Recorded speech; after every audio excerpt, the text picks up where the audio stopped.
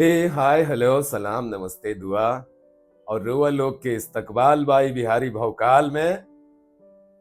अरे मैं भोजपुरी बोलने लगा। वो क्या है ना कि आज हम सोचनी कि काहे ना भोजपुरी के बारे में कुछ बात कइल जाओ। भोजपुरी के बारे में बात करे खातिर हम बहुते छोट बानी। बाकी भोजपुरी से जो हमारे को कनेक्शन रहल बा, इहे से कहीं ना कहीं हमरा के अंदर से प्रेरणा मिलेला।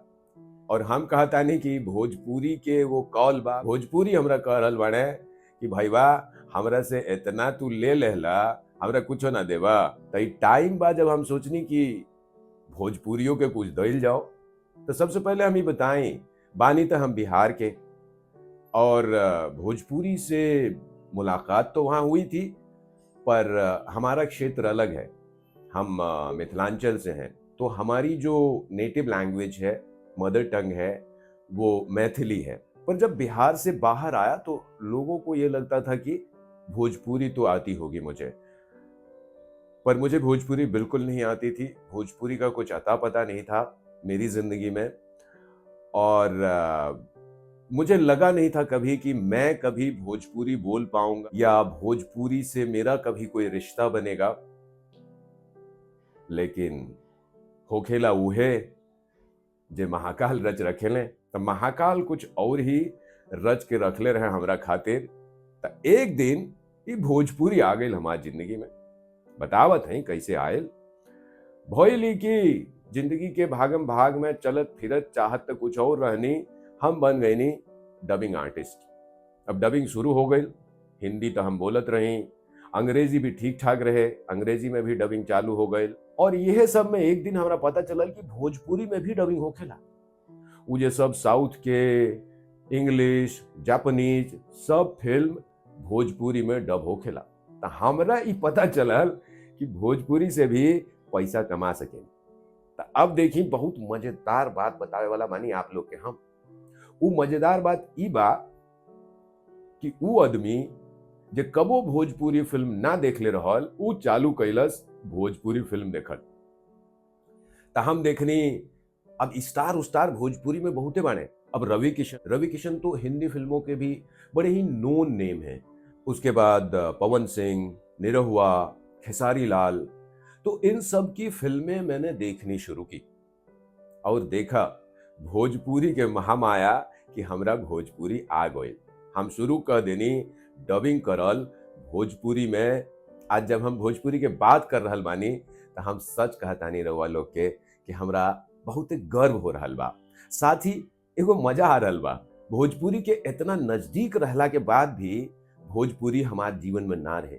भोजपुरी जैसन समृद्ध भाषा, भोजपुरी जैसन एगो ऐसन भाषा जे तू 2 लाइन 4 लाइन कहीं भी जाके बोल द, पब्लिक के मजा आवे लागेला, पब्लिक के इंटरेस्ट आ जाला। साथ ही लोग यह बूझे लें कि ये बिहार या यूपी से होकिए।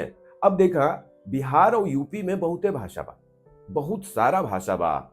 लेकिन जब तू बाहर आईबा तो लोग के यह लागेले कि सब भोजपुरी बा। बिहार और यूपी के लोग खाली भोजपुरी बोले लें, उ लोग के जिंदगी में दोसर भाषा नहीं खे, जो कि सच्चाई नहीं है।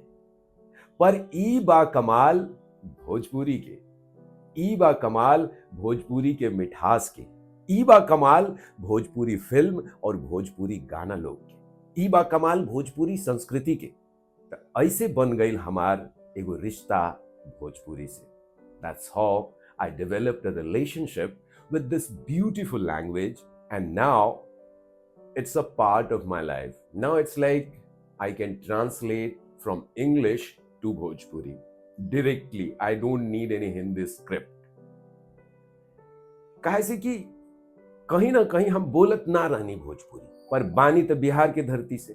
तो जब हम पढ़त लिखत रहनी पटना उटना में, तब वो हमरा के भोजपुरी सुने खातिर मिलत रहे। तो जैसे हम कहनी कि हमरा भोजपुरी बुझावत ना रहे, एगो दूगो शब्द हमनी तोहनी, पर ये सब के पक्का मतलब ना हम ना बुझत रहनी। पर जब सच में हम ये खेसारी लाल पवन सिंह लोग के फिल्म देखनी तो हमरा भोजपुरी बुझावे तो लगल, साथ ही हमरा भोजपुरी बोले में मजा भी आवे लगल। अभी का होखेला, हम आप लोग के एगो मजेदार बात बताएं। मान ला हम कहीं गइल बानी डबिंग करे खातिर, कबो अंग्रेजी में, कबो हिंदी में, कबो कबो तो अमेरिकन और ब्रिटिश अंग्रेजी भी डब करे नहीं हम। तब ई सब चल रहा बा, माहौल बा एकदम अंग्रेजिया टाइप। वो बीच में एगो लाइन भोजपुरी के छोड़ देनी, पब्लिक हंस हंस के पागल हो जाला। ई बा पावर भोजपुरी के। This is the power of this language which is so sweet, still there are times when it sounds rough. और एगो बात सुन ले बानी हम भोजपुरी के बारे में कि भोजपुरी में गाली गलौज के बहुत इस्तेमाल होखेला। अब हम सुन लेना बानी भोजपुरी लोग के गाली गलौज करत, पर एगो हमार दोस्त रहे जे हमरा कहले रहस कि भोजपुरी भाषा में गाली उली बहुते इस्तेमाल होखेला। पर ई तो डिपेंड करेला ऐसन कौन भाषा बा जेकरा में गाली उली ना इस्तेमाल होखेला। अपन हिंदी राष्ट्रभाषा बोले वाला लोग भी जहां भी संभव होखेला गाली उली के इस्तेमाल करेले। गाली उली हमनी के खून में समा गई, तो गाली उली खातिर कोनो लैंग्वेज के बारे में उल्टा सुल्टा ना बोलल जा सकेला। तो ई जे रिश्ता बा हमार और भोजपुरी के, ई रिश्ता भले ही शुरू भइल एगो लालच से कहला, एगो इहो कह सकेला कि एगो स्किल चाहत रहनी हम अपना अंदर, इहे से भोजपुरी सीख लेहनी। ओकरा बाद जे हमरा मजा आवे लागल, एकरा से एगो रिश्ता बन गई भोजपुरिया लोगन से। अब हम बुझे लगनी भोजपुरिया लोगन के संस्कृति, भोजपुरिया लोगन के रहन सहन। और अब तो ई हाल बा भैया, अब कबो कबार जब हम बाहर रहनी, हमरा के दिख जाला कि सामने वाला भोजपुरी बोल सकेले, कबो कबार तो मिस्टेक भी हो जाला। कोनो ऐसनो आदमी के हम टोक देवेनी भोजपुरी में जेकरा भोजपुरी ना आवेला, पर ई से हमरा का, ओकरा भोजपुरी ना आवेला, हमरा मजा तो आवेला। और जिंदगी के मकसद का बा? मजा। और ऊ मजा लेवे के मजा भोजपुरिया लोग बहुत बढ़िया से जाने ले।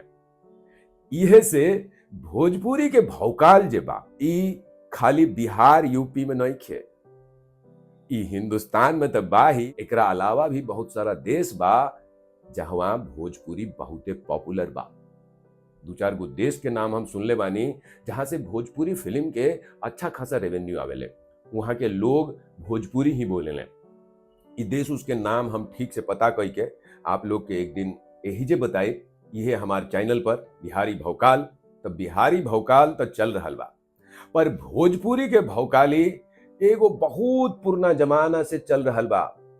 एक जमाना रहे आजादी से पहले के, आजादी से समझ ला 90-100 साल पहला के, जब पहला बार आजादी के जंग चलत रहले, तो एगो भोजपुरी वीर रहे, वीर कुंवर सिंह। देखा इनकर नामे में वीर लगल बा, इतना बड़ वीर रहे बाबू कुंवर सिंह। उहो भोजपुर से रहे, जगदीशपुर से। तो भोजपुरी भाषा और भोजपुरी लोग जे बाड़े उनकर बहुते योगदान बा। अब योगदान से हमरा याद आयल उ लोग के संगीत देखा। आजकल तो संगीत थोड़ा बौराइल बाटे, पर एगो समय रहे जब भोजपुरी के संगीत पूरा देश में बहुत चाव से सुनल जात रहे।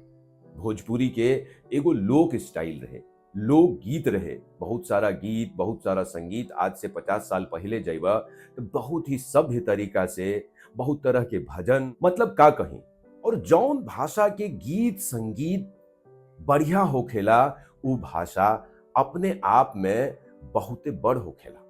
As you can see the beauty of this language which connects even those people who are not connected to this language.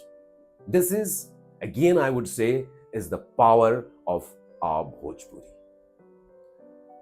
तो यह बात पर हम रउआ लोग के सामने और भी मर मसाला से भरल जानकारी और मर मसाला से भरल शानदार चीज लावत रहब। तो ई रहे भोजपुरी से हमार रिश्ता के कहानी, पर कहानी हम कहनी बहुते छोट शब्दन में, बहुते संक्षिप्त तरीका से।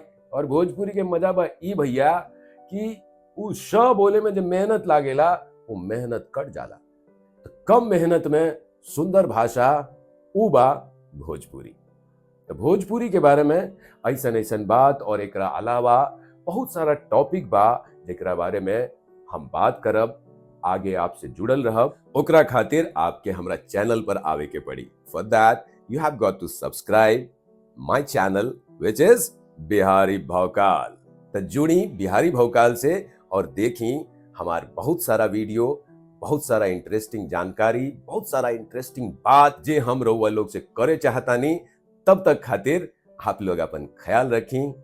मिलत हई।